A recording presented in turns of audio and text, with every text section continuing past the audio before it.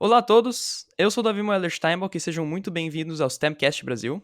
Hoje teremos o prazer de conversar com o Marcel Bergerman, que é CEO da empresa Near Earth Autonomy e fundador da MySTEM Academy. E, bom, Marcel, antes de mais nada, muito obrigado pela presença do podcast. É um prazer poder conversar com você. O prazer é todo meu, obrigado pelo convite. Obrigado. Bom, já sendo se incomodar, vamos já pular para a primeira pergunta. Você poderia se introduzir e falar um pouco da sua formação e da sua carreira? Sim, pois não. Vamos talvez da frente para trás para dar a noção do que aconteceu nos últimos 30 anos. Hoje eu sou o Chief Operating Officer de uma empresa chamada Near Earth Autonomy, que é uma empresa que desenvolve autonomia robótica para drones. Nós trabalhamos com drones desde tamanhos pequenos, que nem esse que recentemente fez um primeiro teste de voo em Campinas para entregar comida, até helicópteros full size, como nós dizemos aqui nos Estados Unidos, né? Helicópteros comerciais e militares. E o nosso trabalho consiste em desenvolver a parte robótica, ou seja, a parte de sensores, percepção e planejamento de trajetória para que esses veículos aéreos possam voar de forma segura, completamente autônoma. Mesmo que apareça um guindaste no caminho que não estava lá no dia anterior, ou que um galho de árvore cresceu, ou que um galho de árvore caiu no local exato onde o drone teria que pousar, o drone ou o helicóptero, ele tem toda a inteligência, ele tem os olhos e os cérebros, por assim dizer, que vão permitir então a ele voar de uma forma completamente autônoma. O nosso trabalho também permite a essas aeronaves voarem de forma sem GPS, porque isso é uma condição muito importante para a segurança dessas aeronaves. Hoje em dia, qualquer drone que você tiver voando autônomo, se ele perde o GPS, ele praticamente em alguns segundos vai terminar o voo. E a nossa tecnologia permite, então, o voo completo sem o GPS. Eu também fundei, junto com a minha parceira, a Maria Yamanaka, o MySTEM Academy, que é uma entidade que nós criamos há 10 anos para educar crianças de primeira a oitava série em robótica e programação. Né? Então, o intuito lá é educar a próxima geração de roboticistas e computeiros, como a gente diz no Brasil. Né? Uhum. Antes disso, eu dava aula na Carnegie Mellon, na CMU, aqui nos Estados Unidos, no Instituto de Robótica, trabalhando com robótica para agricultura e outros sistemas robotizados. E antes disso, estava no Brasil, trabalhando no Instituto Gênios, que era um instituto privado criado pela Gradiente, na época, uma empresa que eu não sei se ainda existe, mas que fez vários projetos de desenvolvimento tecnológico na área de produtos de consumo. E também trabalhei alguns anos no centro de pesquisas, que na época se chamava Centro Tecnológico para Informática, que eu acredito que hoje se chama o Centro Renato Archer, de Tecnologia da Informação, em Campinas, também desenvolvendo sistemas robóticos.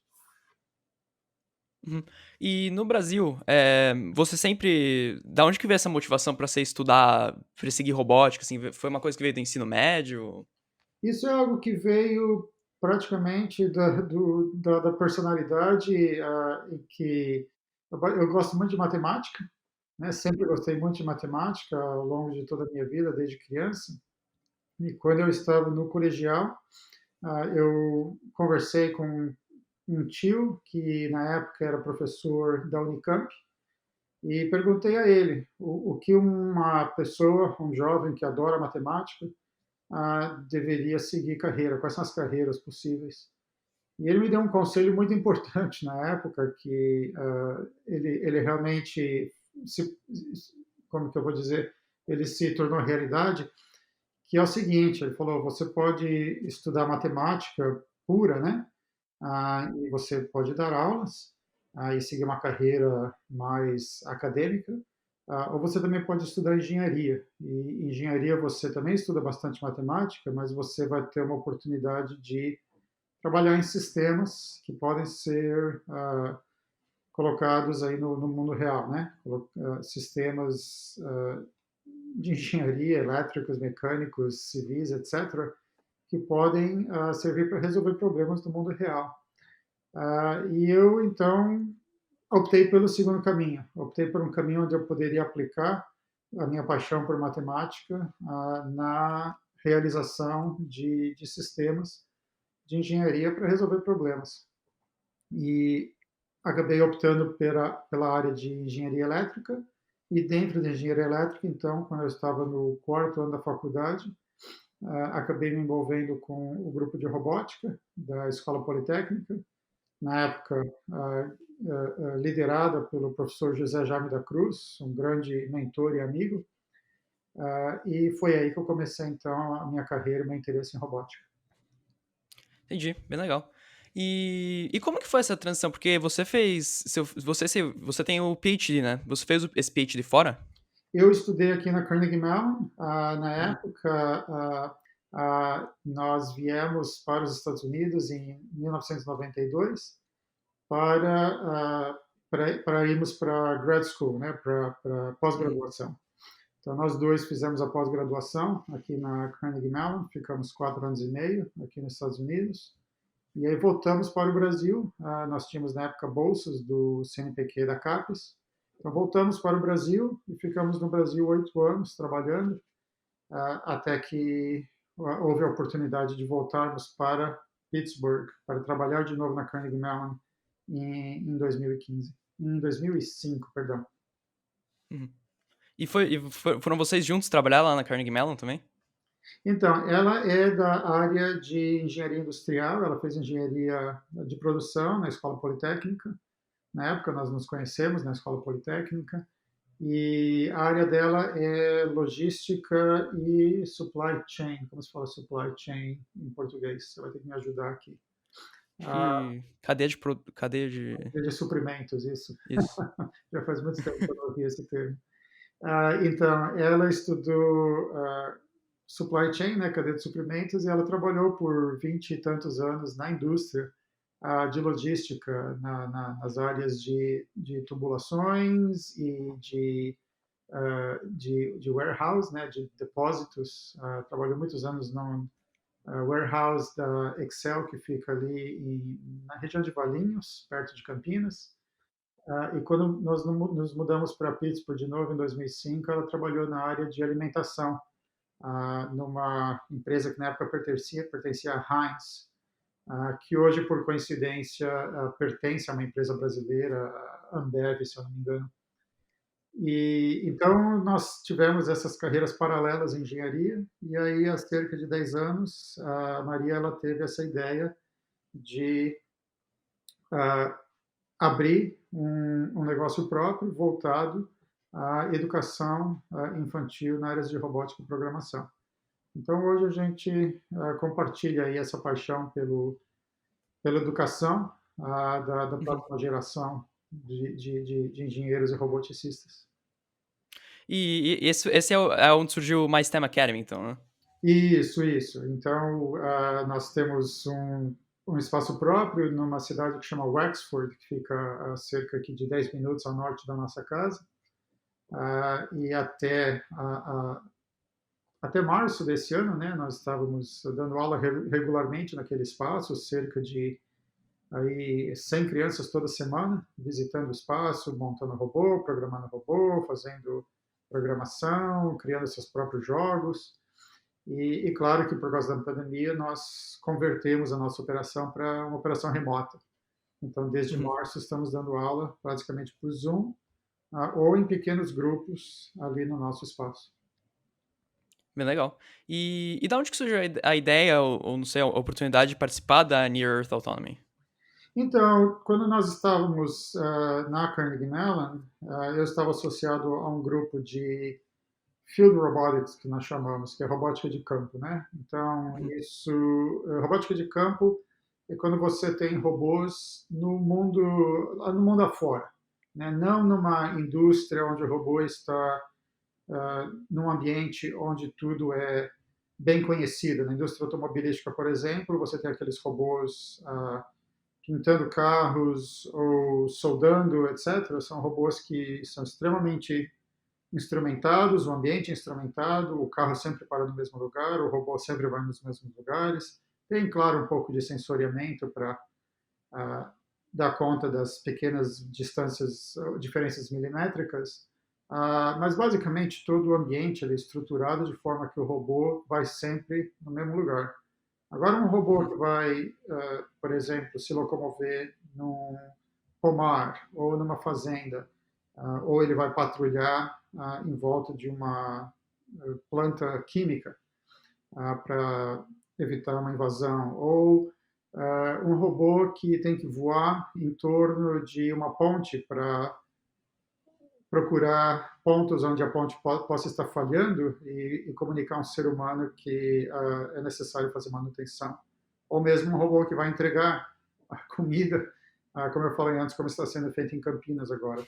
Todos esses robôs, eles têm que estar o tempo todo olhando a sua volta, por assim dizer, e tomando decisões como quase como um ser humano, tá certo? Eles não podem partir do princípio que o mundo é mapeável e imutável. O mundo não é mapeável, porque, de novo, você pode ter um galho que caiu da árvore no pomar e o robô não sabe que aquele galho está lá. Você pode ter um guindaste que surgiu da noite para o dia, do caminho do drone que entrega comida, e ele não vai saber que o guindaste está lá. Então, esses robôs de campo, eles sempre têm que ter a capacidade de sensoriamento ao seu redor e de tomada de decisão. Eles têm que saber tomar decisão e saber, tem algo aqui, eu vou à direita, ou eu vou dar uma ré, ou eu vou pousar porque o meu motor está esquentando ou o meu sensor está falhando. Né? Então, esses robôs têm que ter o sensoriamento, a percepção, o planejamento de trajetória e o que a gente chama de tratamento de contingências para reagir ao mundo real. Então, nós estávamos trabalhando em várias áreas de robótica de campo na CNU. O CEO da nossa empresa, inclusive, um fato histórico interessante, ele, quando chegou na Carnegie Mellon em 1985, ele pessoalmente passou a fiação e escreveu programas para o primeiro veículo self-driving, como a gente fala isso em português, o primeiro veículo que dirige autônomo da Carnegie Mellon. Na época, Ah, legal. uma ambulância gigantesca que carregava um rack de vários computadores atrás e andava a talvez, não sei, 1 ou 2 centímetros por segundo, extremamente devagar, mas ele pessoalmente passou a fiação e programou aquele robô. E daquele robô, daquele projeto, saíram praticamente todos os projetos de self-driving vehicles, né, de carros autodirigidos, não sei se no mundo, mas pelo menos nos Estados Unidos. O pessoal que fundou várias das empresas, a grande maioria das empresas hoje fazendo self-driving vehicles, veio daquele grupo da Carnegie Mellon. E ao longo dos anos, então, nós fomos trabalhando com robótica de campo, tanto para agricultura quanto para veículos, trabalhando com veículos aéreos. E em 2011 apareceu a oportunidade, o governo americano, a Marinha Americana, decidiu que iria investir US$ 100 milhões em um projeto de 5 anos para desenvolver um helicóptero autônomo. O importante é notar que é o seguinte, o helicóptero já existia. O que eles queriam era a autonomia. Eles queriam era colocar a robótica no helicóptero. Uhum. Então, nós percebemos que havia uma oportunidade de criar uma empresa e desenvolver a tecnologia e aí trabalhar para levar essa tecnologia para o mercado. Nós, então, escrevemos um proposal para a Marinha Americana, em parceria com uma outra empresa, que hoje pertence à Boeing. Essa outra empresa foi comprada pela Boeing em 2017. Nós escrevemos um proposal e a ideia era o seguinte, se o proposal fosse aceito, nós recebêssemos o contrato, nós iríamos pedir demissão da CNU e desenvolver essa empresa. E se nós não ganhássemos o contrato, a gente continuaria a nossa vida na Carnegie Mellon. E, obviamente, você sabe qual é o resultado, né? nós fomos escolhidos, nós ganhamos o projeto, um total de 5 anos, Legal. e, e desde então tem sido uma aventura bem interessante de trazer aquela tecnologia que no começo era para veículos de grande porte, né, helicópteros militares, para os drones de pequeno e médio porte. Uhum. E uma coisa que você falou interessante, né, que o helicóptero já existia, né? Então, mas a empresa, vocês constroem drones do zero, feitos para esse voo, esse voo autônomo, ou vocês também constroem jeitos de implementar para veículos que já existentes, para eles ganharem essa capacidade autônoma? Isso Como, é uma como ótima funciona isso? pergunta. Nós trabalhamos em parceria com empresas que fazem aeronaves. Uhum. Então, ou nós compramos os drones pequenos, né, quando eles existem, por uma certa aplicação, ou nós fazemos parceria com empresas que fazem aeronaves de portes médios e grandes. Né? O nosso trabalho não é na área aeronáutica, nós não somos uma empresa de aeronáutica que faz aeronaves, nós somos uma empresa de robótica, uma empresa de autonomia. Então, a nossa Uhum. tecnologia ela está praticamente no software que coleta dados de sensores, câmeras, lasers, o que a gente chama aqui de LiDAR, né, ou radares. Então, o Uhum. nosso software ele captura os dados dos sensores, ele cria um mapa tridimensional do mundo, onde então o drone ou helicóptero, o que quer que seja, ele consegue, entre aspas, pensar, né? Ele consegue raciocinar através do software, então ele consegue decidir onde que existe uma área livre de voo, onde que existem obstáculos, onde que é seguro para pousar, onde que é inseguro para pousar. E o veículo, então, o nosso software toma essas decisões e manda, então, um sinal de controle para a aeronave. Né? Então, a gente assume que a aeronave existe, a gente assume que a aeronave vem com um controlador de voo interno que recebe comandos do nosso software e o nosso software diz vai para a esquerda, vai para a direita. Ali é um bom lugar para pousar, mas ali não é um bom lugar para pousar. Né? E aí a Uhum. aeronave, então, executa o voo a partir dos comandos que o nosso software provê para ela. Legal. E atualmente vocês já têm clientes já, que vocês já estão provendo esses sistemas para, ou... Então, nós temos parcerias, né? Nós temos parcerias com o governo americano, com o Departamento de Defesa e com a NASA, para desenvolver e demonstrar tecnologia.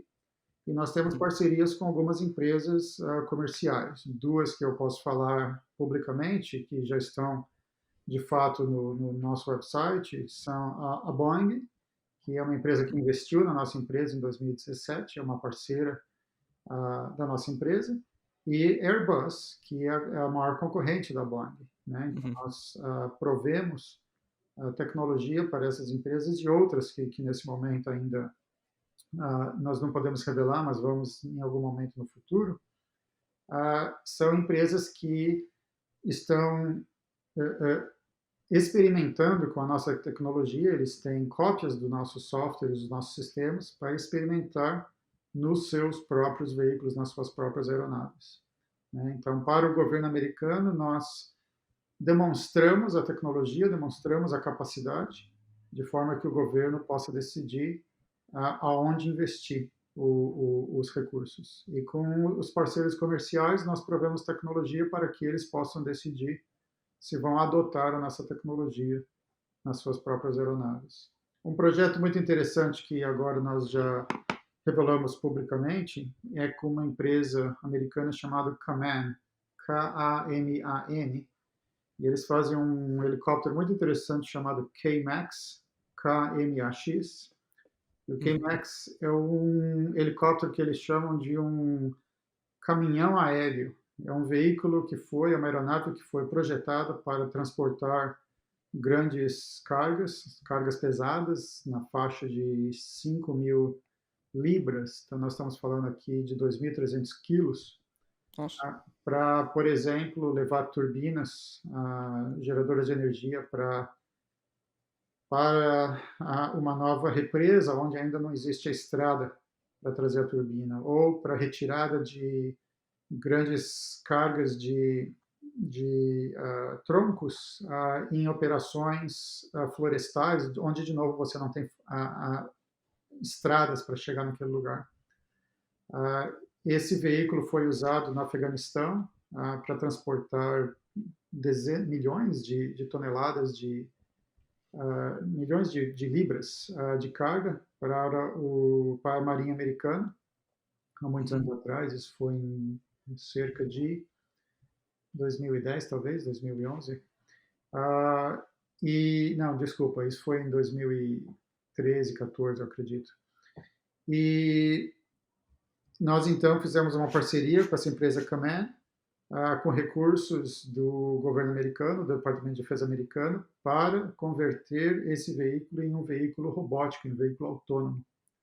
Então, em setembro de 2021, daqui a um ano exatamente, o nosso plano é mostrar esse veículo, esse helicóptero, voando de forma completamente autônoma. E aí você imagina certas operações extremamente interessantes, por exemplo, os fogos florestais que hoje estão acontecendo na Califórnia.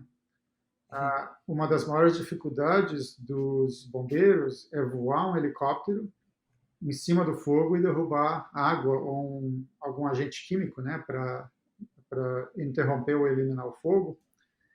E porque o piloto humano, ele tem muita dificuldade de voar em ambiente com fumaça, né? Se você entra num ambiente de fumaça, não só é tóxico, mas o piloto fica desorientado e tem um risco muito grande de acidente.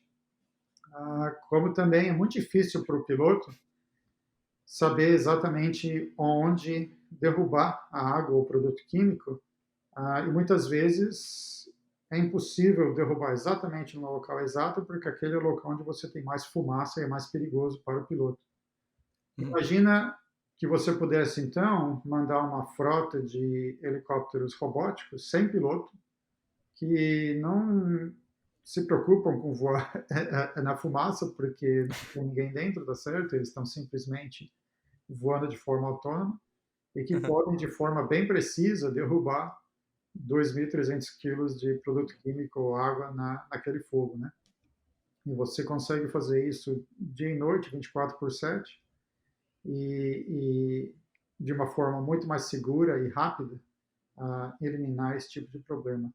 E muitas outras aplicações de transporte, né, que um veículo robótico como esse pode prover. Até um dia no futuro que isso possa se converter, por exemplo, no famoso carro dos Jetsons, né? Sim. Onde você vai ter transporte urbano, o que aqui nos Estados Unidos chama-se de Urban Air Mobility, a mobilidade aérea urbana, transportando pessoas, mais ou menos como aí no filme do Star Wars, simplesmente voando pelo céu. Bem legal. E o seu trabalho como COO, você desenvolve esses softwares, etc? Ou... Então, eu tenho o background técnico, tá certo? Então, eu tenho a capacidade de conversar com os nossos colegas e discutir certas questões técnicas de alto nível, mas eu já estou nesse momento distante aí do desenvolvimento tecnológico, né? Nós temos um grupo, hoje somos 85 pessoas. Nós temos um grupo muito forte de engenheiros de robótica, de computação, elétricos, mecânicos, engenheiros de sistemas, engenheiros de desenvolvimento de interfaces com o usuário, que fazem todo o desenvolvimento. Então, nesse momento, eu já estou mais na gestão empresarial, né? Eu dirigi a minha carreira mais para gestão empresarial, mas é bom ter o background, né, a experiência técnica, para poder, num alto nível, não no nível de linha de código ou de decisões do dia a dia, mas num alto nível de ter a discussão sobre quais são os objetivos de cada projeto e ter certeza que cada projeto que nós temos vai, de fato, trazer os resultados que os nossos parceiros estão buscando. Legal. Bom, você já uma última perguntinha só. Como você vê a empresa nos próximos 10 anos, assim? O que você espera alcançar nesse tempo? Então, nós esperamos que nos próximos 10 anos nós vamos começar a ver aplicações de fato no mundo real da nossa tecnologia. Nós acreditamos que as primeiras aplicações vão ser em situações militares, em deployments, né, militares, que é o que aconteceu com muitas tecnologias no passado. A internet, por exemplo, começou com o Departamento de Defesa, né, e depois ela se espalhou pelo mundo todo, para toda a população. E nós acreditamos que isso aqui vai acontecer a mesma coisa, que no início, os primeiros veículos aéreos de carga reais usados em larga escala vão ser usados em operações militares para transportar pequenas, médias e grandes cargas em ambientes de operação militar. E uma vez que a tecnologia for sendo melhorada e os bugs forem sendo corrigidos e a logística, né, a própria cadeia de suprimento usando drones e usando veículos aéreos não tripulados for sendo entendida e sofisticada, ela vai acabar passando para a população civil, tá certo? E acabar beneficiando a população civil, de novo, como centenas de outras tecnologias que no início eram usadas ou desenvolvidas pelas forças militares e que acabaram então passando para o mundo comercial. Uhum. Bem legal. Marcelo, já finalizando, você quer deixar algum comentário final? Olha, eu queria encorajar o pessoal que está aqui ouvindo o podcast a investir profissionalmente, né, nessas áreas de engenharia, de robótica, de programação, computação. São áreas bastante recompensadoras do ponto de vista profissional e mesmo financeiro. E existem muitos problemas interessantes aí pelo mundo afora a serem resolvidos e que a tecnologia pode ajudar a resolver. Então, eu encorajo o pessoal que está pensando em uma carreira a buscar uma dessas carreiras. E para você, muito obrigado pelo convite.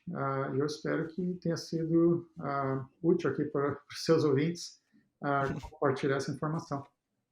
Não, com certeza, eu que agradeço. Não, foi muito legal, é muito legal o seu trabalho. Esse negócio de autonomia, inclusive, é uma área que encorajar o pessoal para participar, porque a possibilidade de crescimento é altíssima. É por isso que a gente agora tem uma STEM Academy, a gente quer começar a partir da primeira, segunda série e já encorajar as crianças desde cedo a se envolverem com essas áreas que, de novo, são muito promissoras do ponto de vista de resolver grandes problemas da humanidade e que vão trazer uma boa recompensa financeira, um bom estilo de vida, uma boa qualidade de vida para os profissionais nessas áreas. Legal. E Marcelo, tem alguma mídia que você quer compartilhar para o pessoal acessar do My STEM Academy? Então, a Near Earth Autonomy, o website é Near Earth, NEAREARTH.aero, AERO. É difícil eu falar essas coisas em português. Eu posso deixar no comentário, na descrição, qualquer coisa. Legal. E a My STEM Academy é isso mesmo, mystemacademy.com. STEM, que é Science, Technology, Engineering and Math. Legal. Bom, mas não, mas é isso aí. Obrigado, Marcelo, por participar, aceitar participar do podcast. A conversa foi muito boa, foi bem enriquecedora. E a todos que estão ouvindo, muito obrigado pela atenção por mais um episódio. E até a próxima. Tchau, tchau. Um grande abraço.